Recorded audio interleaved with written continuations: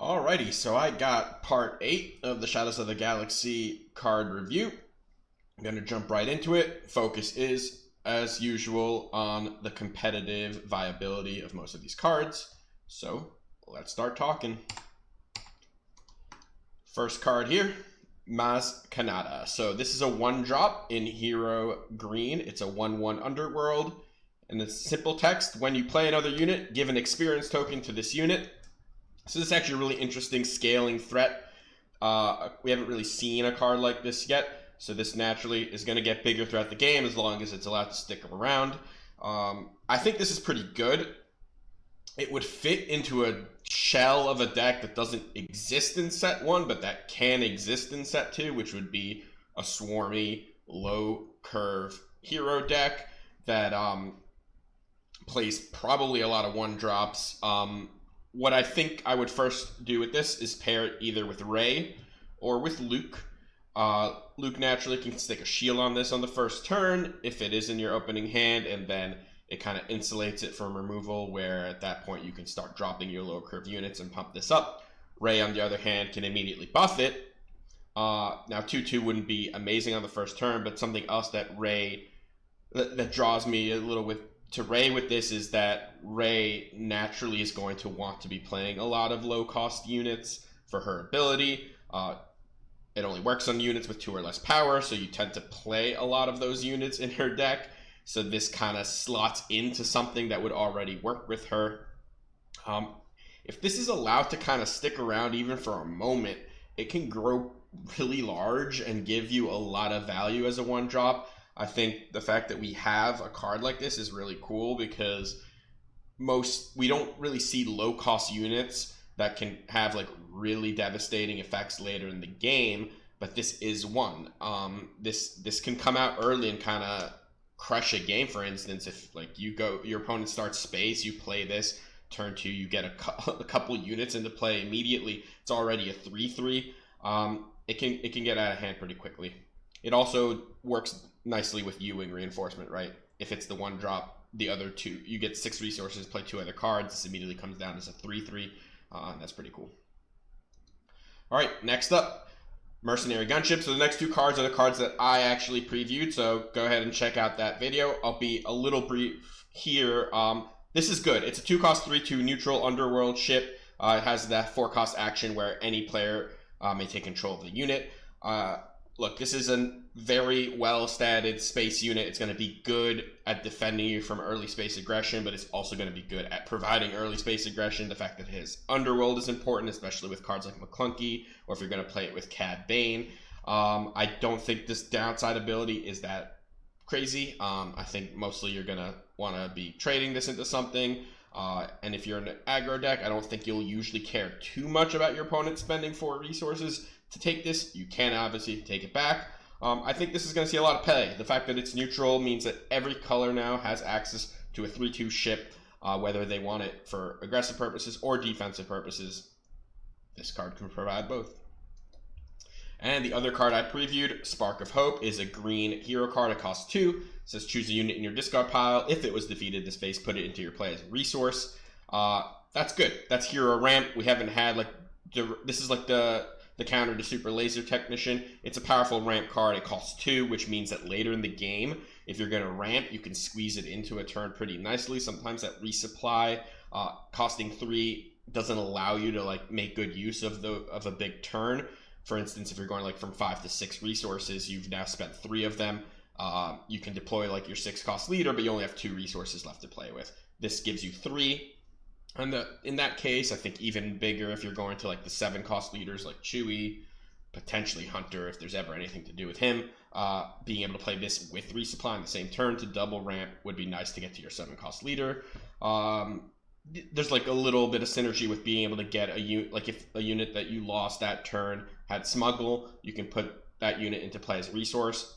Now you kind of drew a card also because you can play that unit. But all in all, I think this is kind of an archetype enabling card because we haven't had really enough ramp in hero yet to make a true ramp build. Resupply has always been kind of an ancillary card unless you're playing Han, because Han provides ramp on his own.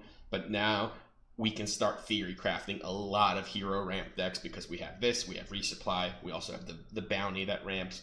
So I think this one is going to be a pretty important card in the future. All right, next, 8 cost Supreme Leader Snoke. This is a legendary card. It's a villain blue. It's 6/6. It has the Force and Official trait in First Order, and it has each enemy non-leader unit gets -2/-2. So it's like a static effect that shrinks everything in your opponent's control. That's a very powerful effect. It's not as immediately bang as like something like Palpatine, who I'm going to compare him to because obviously it's also an 8 cost 6/6 that is typically more of a control finisher. Palpatine, right, does 6. It can kill something really big. It can kill a few little things. This might not kill anything. It might kill some weaklings, especially like shielded units. There's a few with 2 health. But this provides a lot of long-term value, right? Like, it's going to be really hard for an opponent to push damage through you with this in play because every new unit they play also gets smaller, right? This is a static effect. It has a ton of value as long as the game is allowed to continue. And I think this is certainly going to be in play for that like 8-drop slot that villain blue decks typically run, especially the ones that play units, not the like hard control unitless versions, but the ones that play right now. If they're like blue-green, they're playing like Vaders, Reinforcement Walkers, Avengers, like that. That's like their top end, right? In red, they play like Palpatine.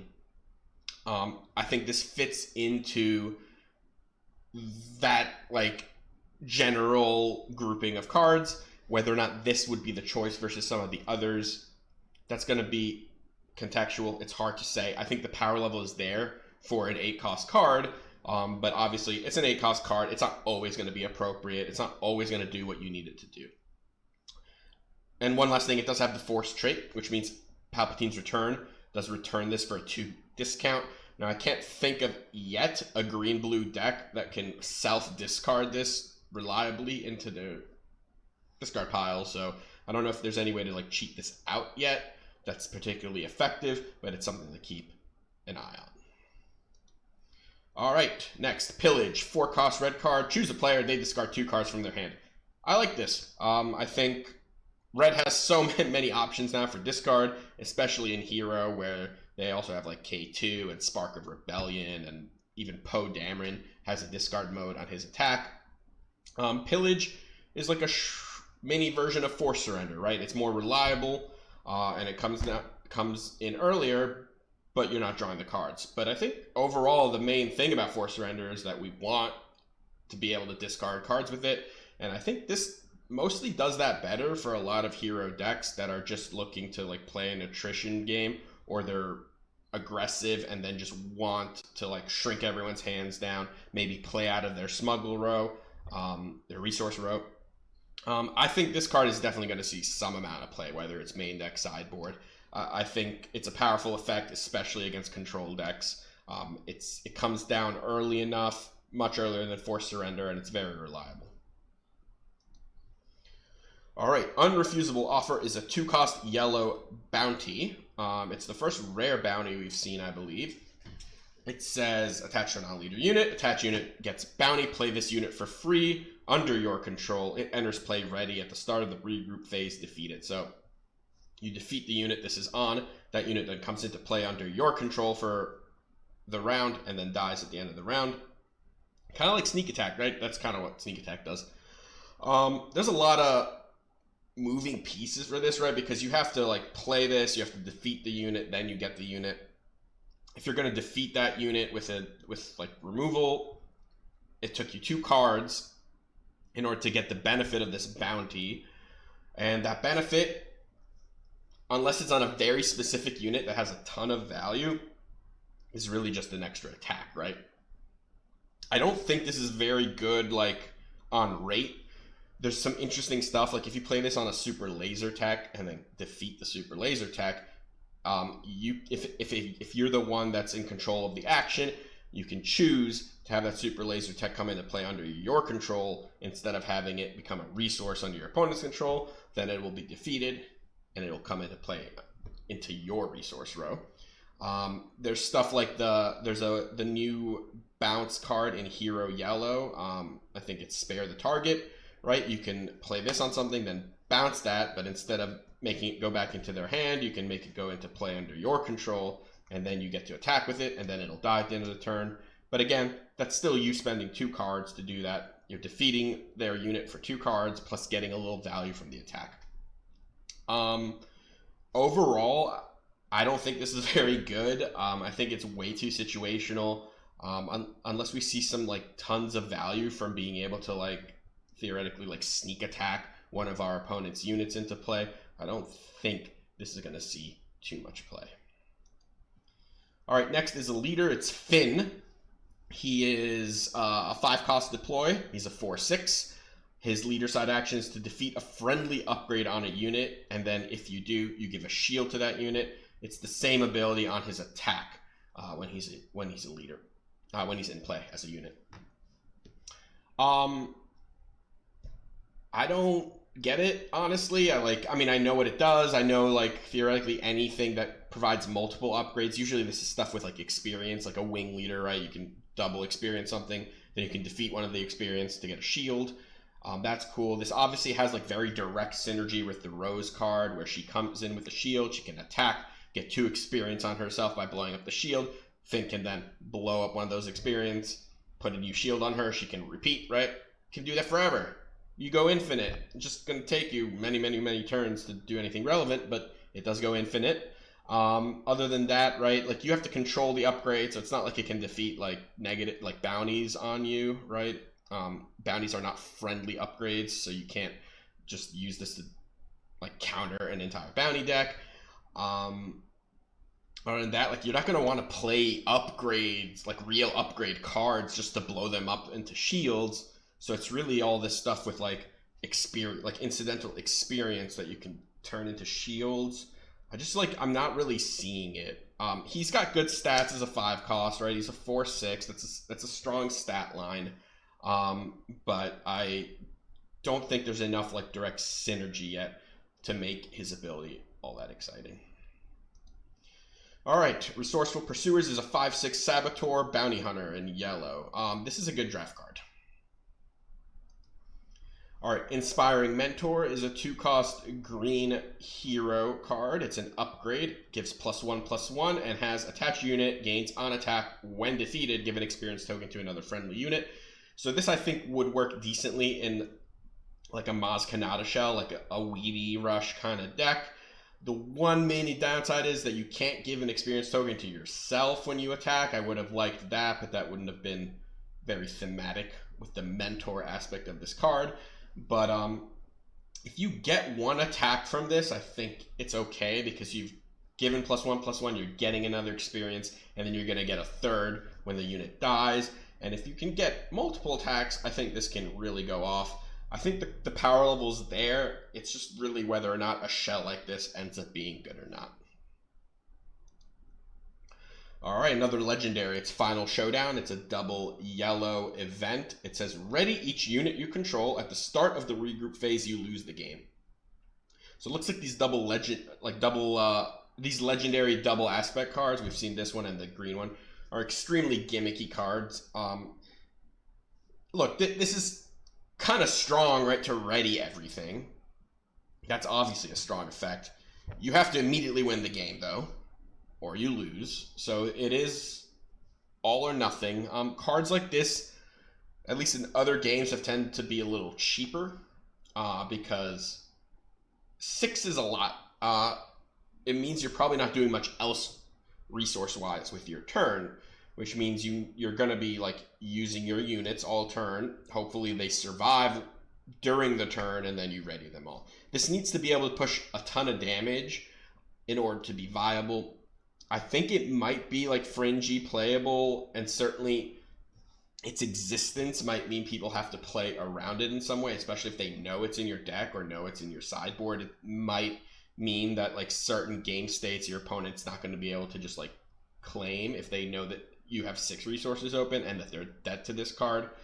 I'm just not sure how often that's gonna be the case where you can just like hang out, do nothing, except attack with all your stuff.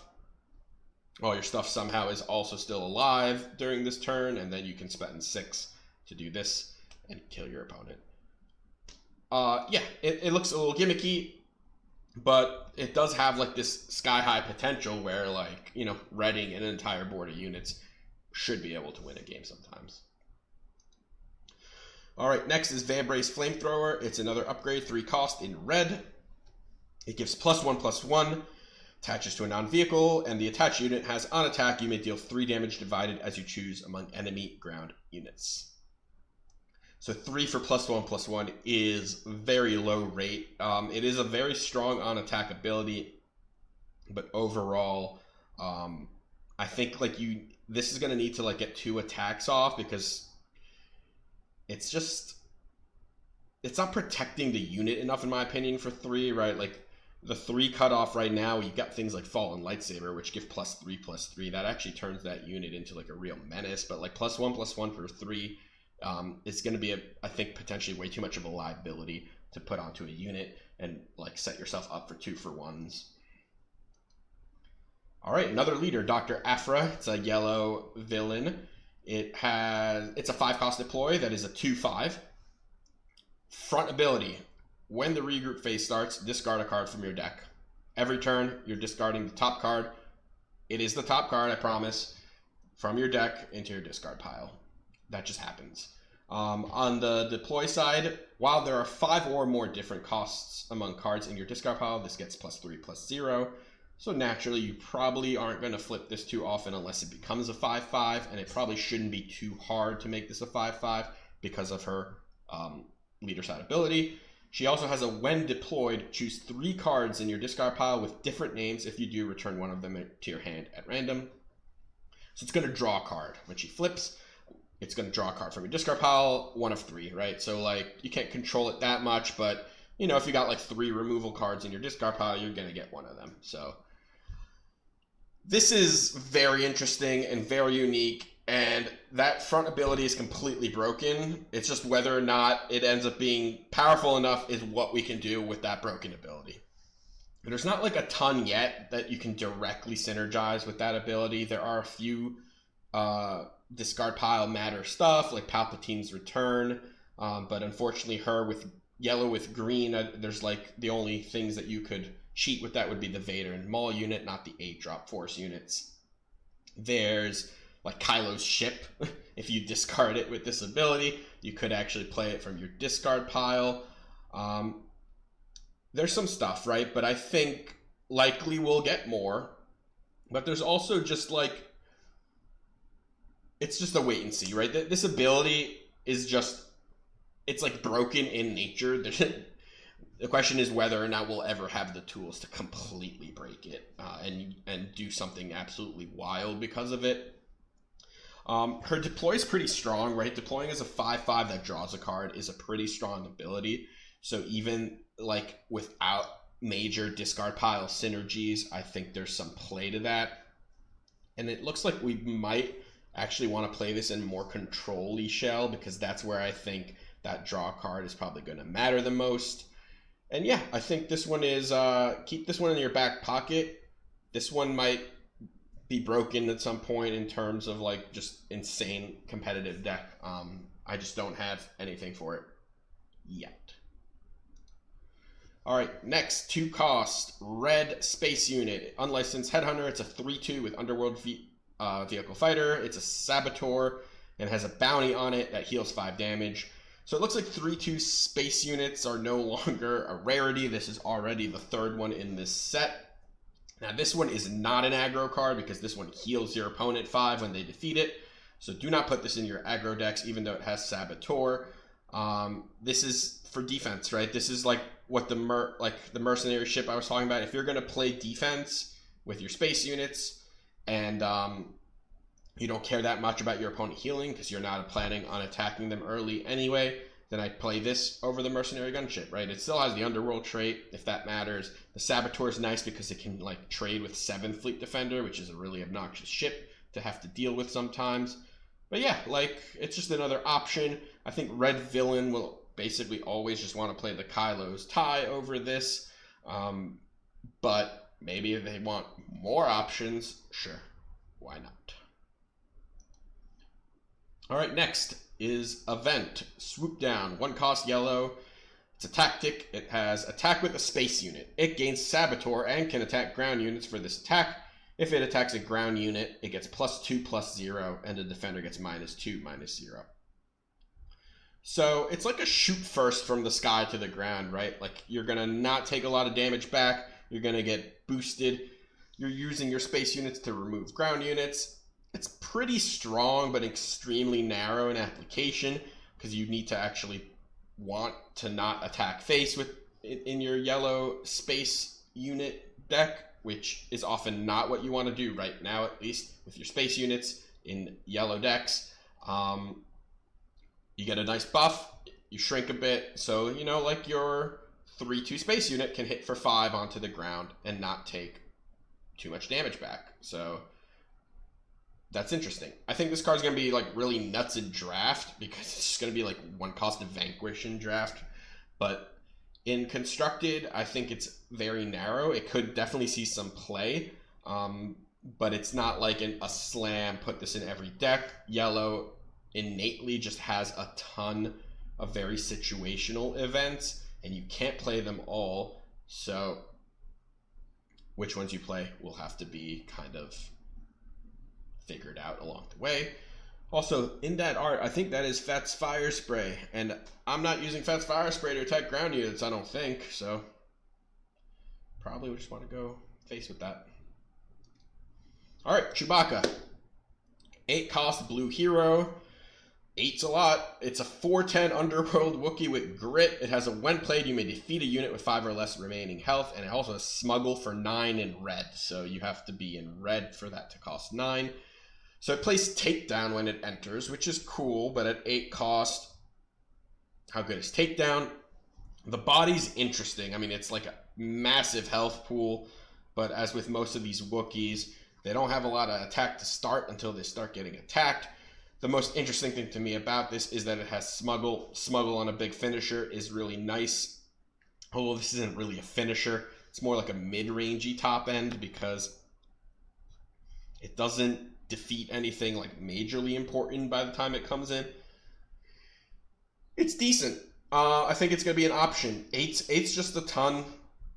And playing Takedown on enter is not always going to be good enough. Like, I keep comparing things to Palpatine, but, you know, him being able to do 6 is a little different than being able to defeat something with 5, right? Especially in a world where Fet's Fire Spray is like the best card in the game. Additionally, like Palpatine can remove multiple things, right? And this guy can't. But, you know, this body is impressive. If the game is allowed to continue after you play Chewbacca, he's likely going to kill something and grow even more. He's got health for days, so he could be a pretty good finisher. And yeah, the Smuggle is important though. It's a really key piece to this card. All right, another event, Let the Wookiee Win. It's a 2-cost yellow heroism event. An opponent chooses one. You ready up to 6 resources, or you ready a friendly unit. If it's a Wookiee, attack with it. It gets +2/+0 for this attack. So I'm notoriously pretty low on cards that let your opponent get a choice.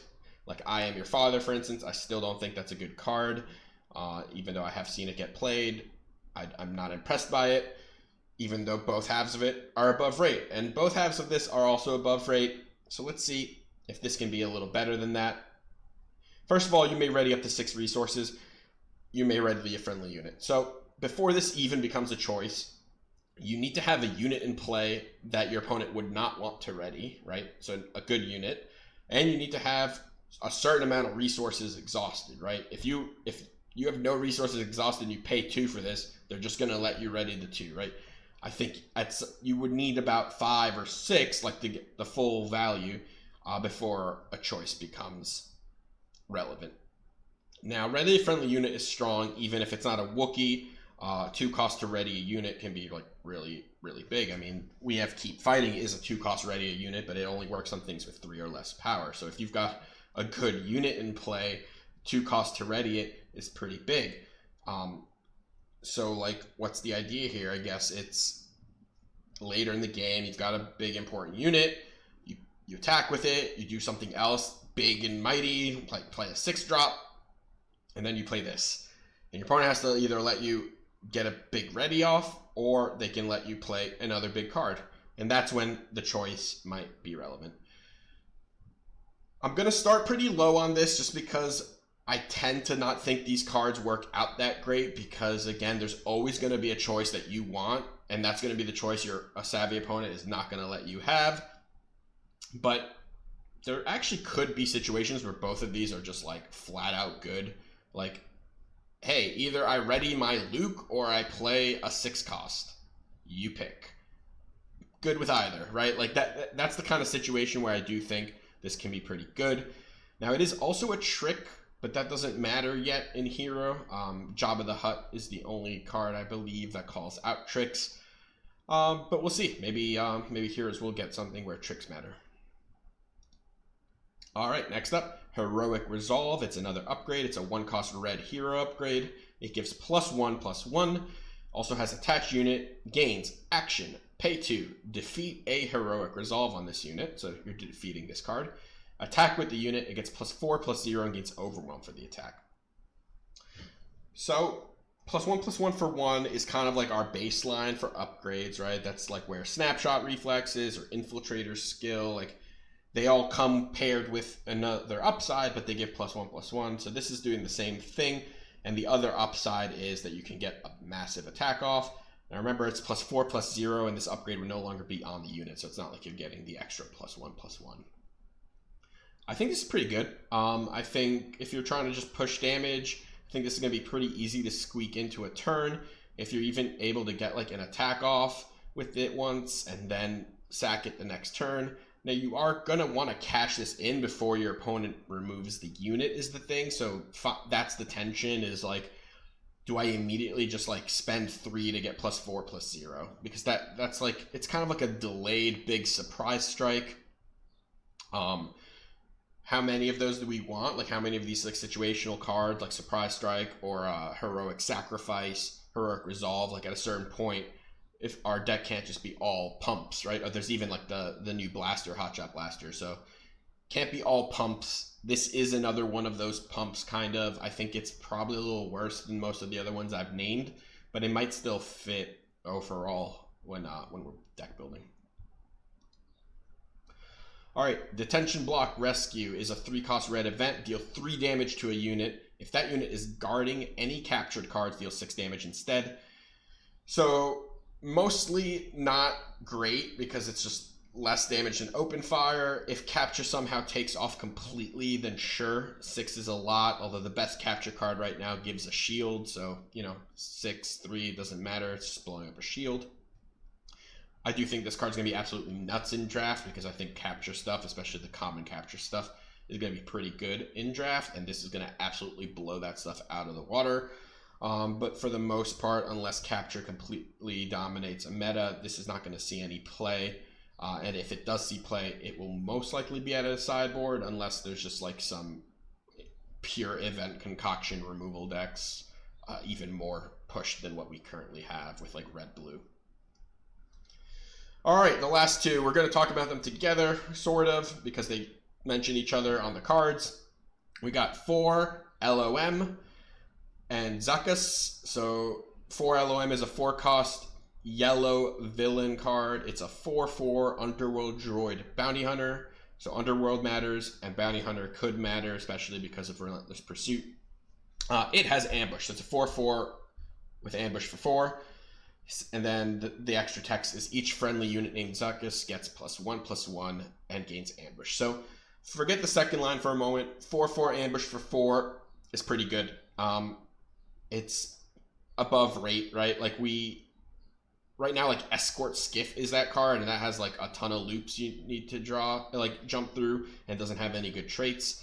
This has 2 relevant traits, right? Underworld is relevant and Bounty Hunter is relevant.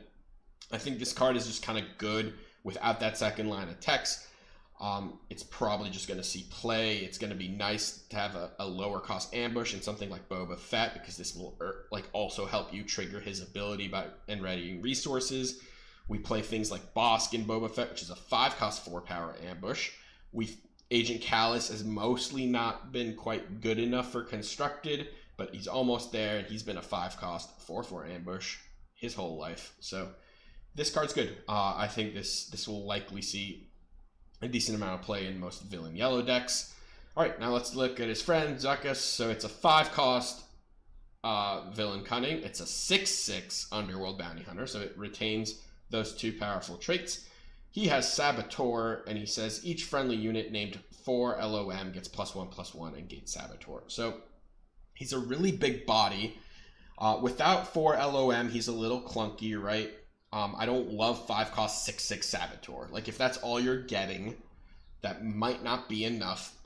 But it's absolutely insane if you have 4 LOM in play, because he would come in as a 7/7 ambush, right? So that's, I think he wants his buddy more than his buddy wants him. Even though it would be nice to like have 4 LOM survive, or even 4 LOM to follow up a Zuckuss, and then that 4 LOM would actually ambush as a 5/5 with Saboteur. 6/6 for 5. So on its own, maybe not quite good enough, but it has the good traits, and I think, especially if you're going to pair this with Energy Conversion Lab, all of a sudden you can build your own ambush if you don't have the 4 LOM, which is going to be pretty solid. So first place I'm thinking is like, do we just jam both these cards and look up Boba green deck? Do we jam both of them in a Boba yellow deck? Maybe. I definitely want to put 4 LOM in like a mono yellow Boba deck. I'm not sure so much about the Zuckuss in that deck, because he doesn't help you trigger Boba's ability unless you have 4 LOM out. And I like my Boba yellow deck to be like really consistent and like do what it needs to do every turn. And I feel like playing this and flipping Boba for a turn might not be good enough, right? Like, yeah, you're putting a ton of stats on the board, but you're at that point, you're just kind of playing fair. You're just like playing your 5-drop, playing your leader. Like, is that good enough? Usually it's the like absurd 8 resource turn that really blows up and makes Boba go off. So in that sense, I'm more interested in the green version with him, because you get Energy Conversion Lab as kind of your backup. I think he's probably a pretty smooth transition from Steadfast Battalion. I think unless, once again, the only thing that matters is like ambushing for 7 in mirrors, and this can't reliably do that. Otherwise, yeah, like if that's the case, then yeah, maybe we can't move away from Steadfast, but I'd like to, and I think this can do that. Both these cards are solid. 4 LOM is, like, my opinion, the like more premium of these two, because I think it can get played kind of regardless of what of whether or not you're playing his buddy. Whereas I don't think you're going to be putting Zuckuss in decks that don't have 4 LOM. All right, that's all I got for part 8. Hope you enjoyed it. Please subscribe to the channel, like the video, and catch you next time.